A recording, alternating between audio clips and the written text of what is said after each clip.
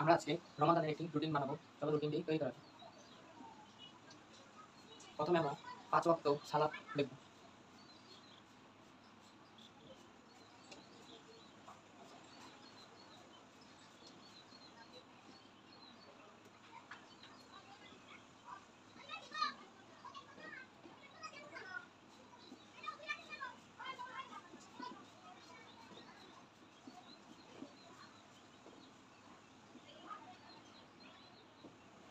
সালাতগুলো আমরা এইভাবে লিখবো, যেমন ফজর থেকে আসরের আগ পর্যন্ত আমরা যেগুলো কাজগুলো করবো এগুলো আমরা এদিকে লিখবো। জোহর থেকে আসরের কাজগুলো এদিক, আসর থেকে মাগরিবের কাজগুলো এদিক, মাগরিব থেকে এশার কাজগুলো এদিক, আবার এশা থেকে ফজরের আগ পর্যন্ত কাজগুলো এদিক। ঠিক এইভাবে যাবে।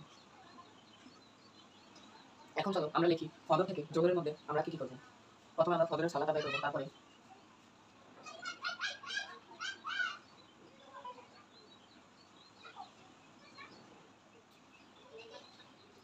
ফজরের সালাত আদায় করার পর আমরা পড়াশোনা করবো। পড়াশোনা করা আমাদের কোথাও কোচিং বা প্রাইভেট থাকলে আমরা সেখানে যাবো। তারপর আমরা যেহেতু এখন রোজার মাস, শরীর ক্লান্ত হয়ে যেতে পারে, তাই আমরা কোচিং থেকে এসে জোহরের আগ পর্যন্ত ঘুমাবো। ঘুম থেকে উঠে আমরা জোহরের সালাত আদায় করে আমরা গোসল করে জোহরের সালাত আদায় করবো। তারপরে আমরা আবার পড়াশোনা করবো। পড়াশোনা করবো কিছুক্ষণ, তারপরে ঘুমাইতে চাইলে ঘুমাইতে পারো বা বিশ্রাম নিতে পারো।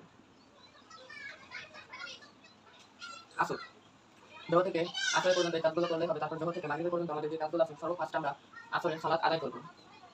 আসরের সালাত আদায় করার পর আমরা কোরআন পড়বো। তারপর আমরা ইফতারিতে হেল্প করবো। তারপরে আমরা ইফতার করবো। এই গেল ফজর থেকে জোহর, জোহর থেকে আসর। এবার আসর থেকে মাগরিব পর্যন্ত আমাদের ইফতার করা হবে। মাগরিব থেকে ইশারের আগ পর্যন্ত আমরা যে কাজগুলো করবো, প্রথমে মাগরিবের নামাজ আদায় করবো, তারপরে আমরা পড়তে বলবো। এশারের আগ পর্যন্ত। এই টাইমে আমরা অন্য আর কোনো সময় ব্যয় করবো না। এশারের সময় সর্বপ্রথম আমরা এশারের নামাজ পড়বো, তারপরে আমরা তারাবির সালাত আদায় করবো। তারাবির সালাত আদায় করার পর আমরা বাসায় এসে আবার পড়তে বলবো। তারপর আমরা খাওয়া দাওয়া করবো এবং ঘুমাবো। এই হলো ফজর থেকে জোহর, জোহর থেকে আসর, আসর থেকে মাগরিব এবং মাগরিব থেকে এশা, এশা থেকে ফজর। এই ফুল তাই হচ্ছে রমাদানের একটা রুটিন। তোমরা চাইলে এই রুটিনটা ফলো করতে পারো। এই মাঝে তোমরা দেখতে পারো রমাদান স্টাডি রুটিন।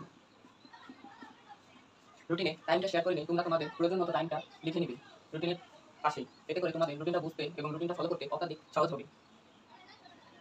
আজকের মতো এখানেই বিদায় নিচ্ছি। আসসালামু আলাইকুম।